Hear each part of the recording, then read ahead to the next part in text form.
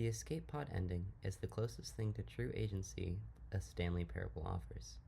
It is the only ending that exists where it seems that the narrator is unable to follow Stanley, as it is the only ending that has no input from the narrator. That is, once you begin the ending, it is about 2.5 minutes of walking through uncanny silence.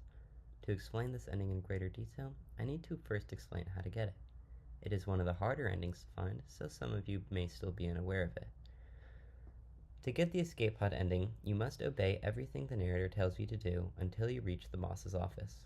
Once you reach the boss's office, you need to bait the door to close without letting you in. Then, you can walk back to your office where you will find an open door that leads to several flights of stairs and an eventual escape pod, as the title of the ending would suggest. The most interesting part of this ending comes from something I previously mentioned. The narrator either cannot or will not follow Stanley. And considering he gets cut off mid-sentence after you successfully bait the door, I would assume it to be the former.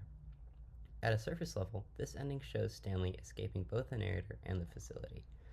And in any other game, namely Inside, an ending such as this where you break free from an omniscient force that appears to control you would lead to a title screen. And yet, once you finish, you respawn just the same as you always do. So it can't possibly be an escape. But at first, it doesn't really seem like a death either. So what is it? This question led me to conclude that each ending actually is a death, even though Stanley may not necessarily die, as in each ending, Stanley's agency dies. I mentioned previously that the escape pod ending is the closest thing to true agency in the Stanley parable, and this is still true. That is, while you're playing it. For as soon as you finish the ending and restart, the agency is stripped away, and it is revealed that it was all intended play from the start. The narrator's monologue in the work ending somewhat acknowledges this.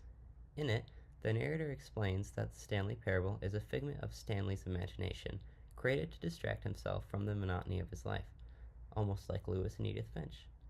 And yet, at every end of this story he created, he is returned to his office, forced once more to confront the monotonous reality he is desperately trying to escape.